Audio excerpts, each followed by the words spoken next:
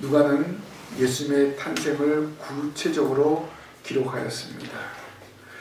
선지자의 예언대로 예수님이 베들레헴 구에서 탄생한 사실을 기록하였습니다. 독생하신 예수님이 바로 가장 비천한 모습으로 오신 것을 알렸습니다. 죄인을 구원하기 위해서 겸손하게 오신 하나님의 아들이셨습니다. 바로 이 예수님은 인류를 구원할 구원자로 오셨습니다. 세상에 오신 예수님은 하나님의 독생자로 인류의 구원자입니다. 허물과 죄로 죽은 사람을 살리는 분으로 이 땅에 오셨습니다. 이렇게 세상에 오신 예수님은 이 땅에서 공생의 3년 사역과 또 30년의 사역, 즉 33년간 삶을 사시다가 십자가에서 화목제물 되어주시고 하늘로 승천하셨습니다. 지금 하나님 보좌 우편에 앉아 계셔서 교회와 자기 백성들을 다스리는 그런 사역을 하시고 우리의 기도를 들어주시는 그런 사역을 감당하고 있습니다. 이제 우리는 다시 오실 예수님을 소망하면서 살아가고 있습니다. 어제가 예수님이 탄생하신 날을 기념하는 성탄절이었습니다. 우리는 성탄절을 보내면서 예수님이 탄생하신 당일을 살펴보기를 원합니다. 정확한 연대와 날짜는 기록되어 있지 않지만 시대적인 배경과 상황은 누가가 정확하게 알려주고 있습니다. 세상에 오신 독생자 예수님, 하나님의 외아들 예수님이 세상에 오신 첫날을 오늘 말씀을 통해서 만나보기를 원합니다. 세상에 오신 예수님은 역사 가운데 오셨습니다. 예수님이 오신 것은 역사적인 사실입니다. 누가는 예수님의 탄생이 역사 가운데 오셨음을 정확하게 기록하고 있습니다. 1절 말씀에 그때에 가이사 아구스토가 영을 내려 천하로 다 호종하라 하였으니 라고 했습니다. 누가는 자신이 기록한 예수님의 탄생을 유대 땅을 지배했던 로마 제국의 가이사 아구스토의 통치 시대로 기록하고 있습니다. 당시 로마의 첫 번째 황제인 가이사 아구스토의 영을 내려서 호적하고 오게 된 것을 기록하고 있습니다. 이것은 예수님의 탄생이 역사적인 사실인 것을 증명하고 있습니다. 누가는 예수님의 탄생을 로마의 최고의 권력자를 언급하면서 역사 가운데 오셨음을 증명해 주고 있습니다. 누가는 또 한 명의 역사적 인물을 제시하고 있는데 바로 구레뇨를 기록하고 있습니다. 2절에 이 호적은 구레뇨가 수리아 총독이 되었을 때 처음 한 것이라 라고 했습니다. 자, 호적을 하라 한 것, 이건 더 역사적인 사실을 증명해 주고 있지 않습니까? 우리 다 호적이 있잖아요, 그렇죠? 그런 것처럼 바로 구레뇨가 수리아 총독이 되었을 때 호적령을 내린 거예요. 그래서 그 호적을 어디서 하냐? 자기가 태어난 곳에 가서 하라. 자기가 태어난 곳에 하라. 그렇게 해서 요셉도 정혼한 마리아를 데리고 바로 베들레헴으로 가게 되었습니다. 고레뇨는 가이사 아구스토 밑에서 로마 공화정 시대의 최고의 행정관으로 직위를 받은 인물이었습니다. 이처럼 누가는 예수님의 탄생의 역사적인 사실로 입증하기 위해서 노력을 했습니다. 유대의 역사를 기록하지 않고 로마의 황제와 수리아의 총독의 이름을 기록하면서 역사적인 객관성을 나타내었습니다. 유대 땅 베들레헴에서 탄생하시는 예수님을 전하는데 더 힘있는 로마의 역사를 전하였습니다. 그리고 우리가 지금 사용하는 2021년, 이것은 예수님 탄생 이후와 예수님 탄생 전을 나눈 연호가 되었습니다. 그래서 BC라는 것이 뭡니까? Before Christ. 예수 그리스도 이전이라는 거예요. 지금 우리는 AD입니다. AD, 아노 도미나. 하나님의 은혜 안에서. 이런 의미입니다. 모든 세상 사람들이 예수님을 인정하든 인정하지 않든 예수님 때문에 연호가 된 것을 기억해야 됩니다. 누가의 기록을 통해서 예수님은 역사 가운데 확실하게 오셨습니다. 누가 당시 직업이 의사였습니다. 지금 의사 되기가 쉽습니까? 어렵습니까? 어려워요. 이번에 입시 결과가 나왔는데 연세대나 고려대에 수시로 붙은 사람들이 어디 갔냐면 서울대 의대로 갔다. 또 서울대 붙은 사람들이 의대 합격 안 된 사람들은 그 사람들은 다른 학교로 옮겼는데 어디 갔냐? 의대로 옮겼다. 그만큼 의대가 최고의 성적을 받은 사람이 갈 수 있는 것이 아닙니까? 당시 누가는 의사였습니다. 상당히 똑똑한 사람이었어요. 그래서 앞으로 역사의 진실성을 밝혀야 되기 때문에 예수님의 탄생에 대해서 로마의 역사적인 인물을 인용한 것입니다. 바로 객관적인 사실을 정확하게 기록했습니다. 로마의 두 사람인 가이사 아구스토와 구레네를 통해서 예수님은 역사 가운데 확실히 오셨음을 증거하였습니다. 그리고 예수님의 탄생 기사에 대해서 마태도 마찬가지입니다. 마태는 주로 유대인들에게 이 마태복음을 알려준 그런 말씀입니다. 그렇다면 이 마태는 유대의 역사적인 통찰을 내세워서 예수님의 탄생 기사를 기록하고 있습니다. 마태복음 2장 1절에 헤로드 왕 때 예수께서 유대 베들레헴에서 나시매라고 기록하고 있습니다. 마태가 증거한 헤롯은 헤롯 대왕입니다. 헤롯 대왕은 예수님과 사도시대에 유대에서 세력을 휘두르던 헤롯 왕가의 창시자입니다. 성경에 보면 헤롯 많이 나옵니다. 이 헤롯 대왕은 유대에서 태어나지 않고 에돔에서 태어났습니다. 이런 이유 때문에 유대인들이 헤롯 대왕을 싫어했습니다. 유대를 통치하지만 이 사람은 에돔에서 태어난 사람이다. 어떤 유대인의 정통성은 없다. 이렇게 이야기했다는 것입니다. 헤롯 대왕은 유대인의 왕이 태어났다는 동방박사들의 말을 듣고 베들레헴에서 태어난 2살 이하의 사내 아이를 모두 죽이라고 명령을 내린 악한 사람입니다.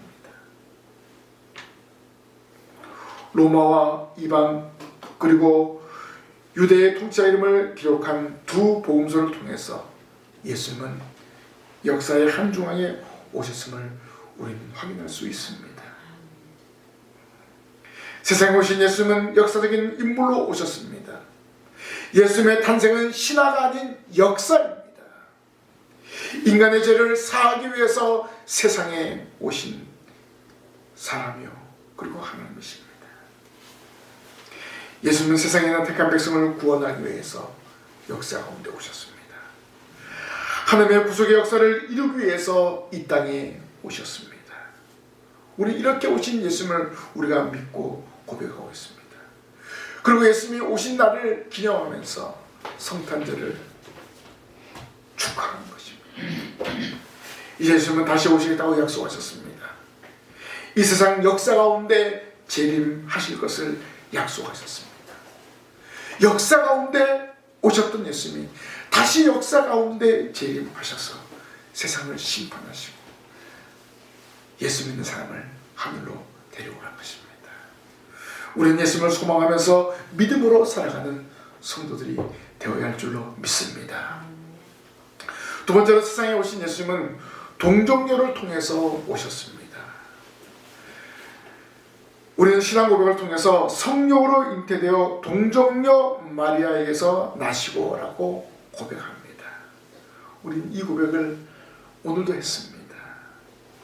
누가는 1장 26절 27절에 여섯째 달에 천사 가브리엘이 하나님의 보내심을 받아 갈릴리 나사렛이라는 동네에 가서 다윗의 자손 요셉이라는 사람과 약혼한 처녀에게 이르니 그 처녀의 이름은 마리아라고 기록하였습니다. 예수님의 탄생은 천사 가브리엘로부터 요셉과 마리아에게 전해졌습니다. 예수님이 태어나기 전부터 요셉에게 마리아에게 탄생의 사실을 증거했습니다. 가브리엘의 전한 소식을 들은 마리아는 뭐라고 대답을 했습니까? 나는 남자를 알지 못하니 어찌 이 일이 있으리까? 라고 대답했습니다. 그러자 천사는 뭐라고 말했습니까? 성령이 내게 임하시고 지극히 높으신 이의 능력이 너를 덮으시니 이러므로 나실 바 거룩한 이는 하나님의 아들이라 라고 했습니다. 남자를 알지 못하는 이 마리아가 저에게 어떻게 이런 일이 있습니까? 라고 했을 때 성령으로 된 것이다. 이렇게 천사는 말하고 있습니다. 남자를 알지 못하는 동정녀 마리아에게 예수님을 잉태하게 되는데 이것은 성령으로 잉태됐다. 하나님의 초자연적인 능력으로 예수님을 잉태하게 했다는 것입니다. 마리아는 천사의 말을 듣고 대저 하나님의 모든 말씀은 능하지 못하시니 없느니라 라고 고백하였습니다. 마리아는 하나님의 뜻을 받아들였습니다. 처녀의 몸으로 아기를 낳게 되는 수모를 감당할 것을 다짐한 것입니다. 유대 사회에서 처녀의 몸으로 아이를 낳으면요 돌에 맞아 죽습니다. 죽을 각오를 한 것입니다. 앞으로 자신에게 닥쳐올 모든 환난을 하나님이 해결해 주실 것을 믿은 것입니다.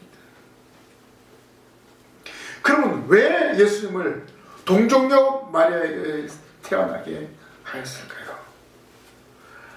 예수님이 이 땅에 오실 때 바로 사람의 죄를 대속하기 위해서 오신 것입니다. 대속하기 위해서는 어떻게 합니까? 아담의 후예가 되어서는 안 됩니다.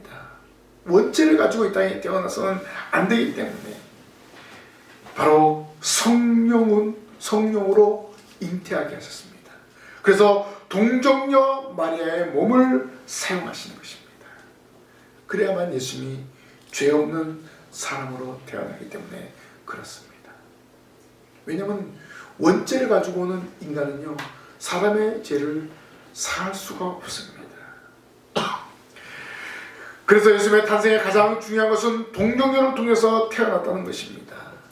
생물학적으로 임신한 것이 아니라는 것입니다. 마리아는 그가 고백한 대로 남자를 가까이 하지 않았습니다. 마리아의 임신은 성령으로 된 것입니다. 성령으로 잉태된 것은 인류를 구원하기 위한 하나님의 구속의 계획이었습니다. 하나님의 위대한 구속 역사를 이루기 위해서 동정녀 마리아를 통해서 독생자 예수 그리스도를 보내신 것입니다. 그리고 하나님은 예수님의 혈통을 다윗의 자손인 유다 지파 요셉을 선택하셨습니다. 바로 다윗은 이스라엘 가장 존귀한 왕이기 때문에 그 이스라엘의 혈통을 왕통을 잇게 하는 그런 역사를 이루게 하셨습니다. 당시 백성들은 다윗의 나라가 회복되기를 열망했습니다. 그래서 예수님은 다윗의 혈통을 잇게 했습니다. 만 왕의 왕으로 다윗 왕을 뛰어넘는 최고의 왕으로 세상에 보내어진 것입니다. 그래서 요셉과 약혼한 마리아에게 성령으로 잉태하게 하셔서 예수님을 낳게 하셨습니다. 예수님은 마리아 몸에서 태어나셨는데 바로 완전한 사람으로 태어나셨습니다. 죄 없는 완전한 사람, 그리고 완전한 신으로 세상에 오셨습니다. 왜 완전한 신입니까? 요한복음 1장 1절에 보니까 태초에 말씀이 계시니라, 이 말씀이 하나님과 함께 계셨으니 이 말씀은 곧 하나님이시니라 라고 했습니다. 14절에 말씀이 육신이 되어 우리 가운데 거하심에 우리가 그 영광을 보니 아버지의 독생자의 영광이요 라고 말해주었습니다. 말씀이 육신이 되어 우리 가운데 거하셨어요. 그러면 이 말은 무엇입니까? 말씀 곧 하나님이 이 땅에 오셨다는 거예요. 완전한 사람, 완전한 신이 이 땅에 오셔서 사람을 대속한다는 것입니다. 바로 복음서에서는 이러한 사실이 약속되어 있습니다. 이렇게 오셔서 우리를 구원하신 것입니다. 자, 우리가 여기서 하나 짚어야 할 것은 무엇입니까? 예수는 마리아 몸을 통해서 세상에 오신 완전한 사람인데 마리아가 예수를 낳았다고 해서 마리아를 경배하는 것은 잘못된 것입니다. 마리아는 경배의 대상이 아닙니다. 하나님은 예수를 땅에 보내기 위해서 마리아의 육체를 사용하신 것뿐입니다. 남자와 정상적인 관계를 통해서 낳으면 원죄가 있기 때문에 성령으로 잉태하여 여자의 몸을 빌리신 것뿐입니다. 로마 가톨릭 교회는 마리아를 숭배하고 있습니다. 마리아 앞에 기도합니다. 마리아님 하고 기도합니다. 이것은 잘못된 것입니다. 마리아는 예수님의 육신의 어머니일 뿐입니다. 그래서 마리아는 경배의 대상이 될 수 없는 것입니다. 하나님은 연약한 마리아를 통해서 성령으로 잉태되게 해서 예수님을 세상에 보내신 것뿐입니다. 예수님은 아담 이후로 원죄로 인해서 끊임없이 피해 제사를 드리는 죄인을 위해서 대속제물이 되시기 위해서 죄 없는 완전한 사람으로 오셨습니다. 이런 사람으로 오시기 위해서 동정녀 마리아를 사용하신 것입니다. 예수님의 탄생은 믿는 사람에게 구원의 길을 허락하시기 위해서였습니다. 죄 없으신 완전한 사람 예수님, 태초에 말씀이 육신의 몸을 입으시고 오신 하나님, 완전한 신인 협동으로 세상에 오셔서 십자가에 단 한 번 죽으심으로 영원한 속죄를 이루셨습니다.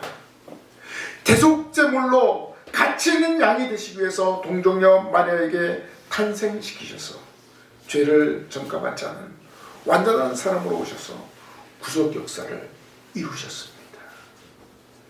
그래서 예수를 믿는 성도는 예수님 오신 날을 축하하고 감사하는 것입니다.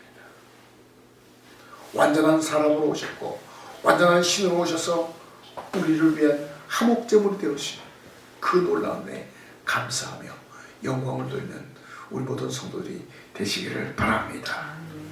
마지막으로 세상에 오신 예수님은 베들레헴에서 태어나셨습니다. 예수님이 어떤 신화적인 존재가 아니라는 것을 분명하게 말씀해주고 있는데 태어난 곳이 있다는 것입니다. 바로 유대 땅 베들레헴입니다. 베들레헴은 다윗의 고향입니다. 베들레헴은 떡의 집, 베들레헴, 집, 레헴, 떡의 집입니다. 왜 하필 예수께서 이곳에 태어나셨을까? 바로 역사적인 그 의미를 볼 때 다윗의 고향이고 또 베들레헴이라는 명칭을 볼 때 세상에 진정한 떡으로 오셨다. 이렇게 우리는 생각할 수 있습니다. 그리고 이 베들레헴은 유다 지파의 중심지였습니다. 미가 선지자는 베들레헴 에브라다야 너는 유다 족속 중에 작을지라도 이스라엘을 다스릴 자가 내게서 나올 것이라. 그의 근본은 상고에 영원에 있느니라 라고 메시아가 탄생할 곳으로 베들레헴을 지명했습니다. 예수님이 이렇게 미가의 예언대로 베들레헴에 태어나셨습니다. 선지자의 예언이 그대로 성취되었습니다. 베들레헴에서 예수님이 탄생하셨을 때 천사는 그 지역 목자에게 나타나서 다윗의 동네에 구주가 나셨음을 전하였습니다. 다윗의 동네, 바로 베들레헴입니다. 천사가 떠난 후에 목자들은 베들레헴에 가서 구유에 누운 아기께 경배를 하였습니다. 이렇게 예수님이 베들레헴에서 태어나신 것은 하나님의 섭리였습니다. 로마 황제 가이사 아구스토가 세금 징수를 위한 목적으로 호정령을 내렸습니다. 요셉은 마리아와 약혼한 상태에서 성령으로 잉태된 사실을 가브리엘 천사를 통해서 알게 되었습니다. 요셉은 의로운 사람이기 때문에 선사의 분부대로 마리아를 데리고 왔습니다. 그리고 호적을 하러 자기 고향 이 배가 만삭이 된 이 마리아를 데리고 고향으로 가게 되었습니다. 요셉이 약혼한 상태에서 로마 황제의 호적령이 구레네 때 시행된 것을 분명하게 기록되고 있습니다. 결국 해산할 기한이 임박해서 베들레헴으로 가게 되었습니다. 모든 사건이 메시아의 탄생이 베들레헴에서 이루어질 것을 하나님께서 역사하신 것입니다. 이것이 바로 하나님의 섭리인 것입니다. 로마 황제로 하여금 호정령을 내리게 한 것, 하나님의 위대한 계획이었습니다. 그래서 누가는 이 사실을 기억하고 있지 않습니까? 하나님은 세상의 모든 사람을 통해서 메시아 탄생을 준비시켰습니다. 선자의 예언이 성취되도록 역사하셨습니다.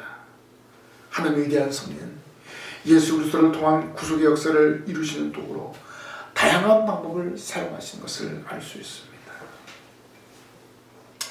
오늘 본문에 보니까 누가는 예수님의 탄생을 구체적으로 전하였습니다. 그 장소가 바로 베들레헴의 외양간이라는 것입니다. 7절에 첫 아들을 낳아 강보에 서서 구유에 누웠으니 이는 여간이 있을 곳이 없음이로라 라고 했습니다. 세상에 구원자 구세주가 태어난 곳이 가축이 사는 외양간이었습니다. 요람도 없어서 강보에 서서 구유에 누웠습니다. 구유라는 것은 짐승이 먹는 가축이 먹는 밥통입니다. 밥통. 예수는 하늘 보좌에서 가장 낮고 천한 곳으로 오셨습니다. 예수님의 탄생부터 고난의 시작이었습니다. 호정령을 내렸기 때문에 모든 사람들이 다 고향으로 오는 거예요. 그러다 보니까 여관이 가득가득 찬 거예요. 근데 요셉은 만삭이 된 마리아를 데리고 오기 때문에 다른 사람보다 오는 시간이 빨랐겠습니까? 늦었겠습니까? 늦지요. 그러다 보니까 여관을 얻을 수가 없었어요. 지금 뭐 인터넷으로 다 예약해서 여관 예약하지만 그때는 그렇지 않았어요. 먼저 간 사람이 우선이에요. 먼저 가서 자리 잡으면 되는 거예요. 근데 요셉은 그렇게 빨리 올 수가 없었던 거예요. 만삭이 된 아내를 데려가는데 어떻게 먼저 갈 수 있습니까? 그래서 결국은 어디에? 외양간에 자리 잡아서 거기서 예수님이 낳게 된 것입니다. 그럼 외양간에 탄생하신 예수님 무엇을 의미하시고 있습니까? 낮고 천한 곳에 오셨다. 가장 겸손하게 오셨다. 예수님의 탄생은 겸손과 고난을 상징해 주는 것입니다. 그래서 예수님은 공생의 기한 동안에 약한 자들의 친구가 되어주셨고 겸손하게 제자들의 발을 닦아주셨습니다. 중요한 것은 예수님은 이 땅에 오셨는데 베들레헴에서 탄생하셨다. 역사적인 사실이라는 것, 고향이 있다는 것, 어떤 신화적인 존재가 아니라는 것입니다. 분명히 역사 가운데 오셨습니다. 세상에 오신 예수님, 세상에 오신 독생자는 역사 가운데 오셨습니다. 죄인을 구원하시기 위해서 죄 없는 완전한 사람으로 오셨습니다. 원죄를 전가받지 않기 위해서 성령으로 잉태되어 동정녀 마리아에게서 탄생하셨습니다. 육적으로 다윗의 혈통 요셉의 아들로 베들레헴에서 탄생하셨습니다. 태초에 말씀이신 하나님이 성육신하셨습니다. 예수만남의 구속의 역사를 이루기 위해서 완전한 사랑과 완전한 신으로 이 땅에 오셨습니다. 선자의 예언대로 하나님의 구속의 약속을 이루기 위해서 오셨습니다. 우리는 이 땅에 오신 예수님을 믿습니다. 예수님이 우리의 구원자이심을 믿고 고백하시길 바랍니다. 예수님은 세상에서 이 대속사역을 마치시고 하늘로 승천하셨습니다. 이제 우리는 다시 오실 예수님을 소망하고 있습니다. 다시 오실 예수님을 소망하기 위해 하면서 우리가 살아갈 때 어떻게 살아가야 됩니까? 예수님께서 우리에게 내리신 마지막 명령, 땅끝까지 이르러 내 증인이 되라, 내 증인이 되라. 복음을 전파하는 데 열심을 다해야 되는 거예요. 한 영혼 한 영혼 구원하는 일에 열심을 다해야 되는 거예요. 주님 오셨을 때 잘했다 칭찬받는 성도가 되어야 됩니다. 2021년 마지막 주일을 보내면서 우리 다시 한번 다짐해야 됩니다. 예수님께서 일어나신 구속 역사를 우리가 받았기 때문에 구원받았습니다. 나만 구원받은 것이 아니라 또 다른 사람에게 이 구원의 역사를 널리 증거하는 증인의 삶을 살아가게 되라고 고백하시기를 주님의 이름으로 간절히 부탁을 드립니다. 기도하겠습니다. 하나님, 저희들에게 메시아를 보내주시고 구원의 역사를 이루어주심을 감사합니다.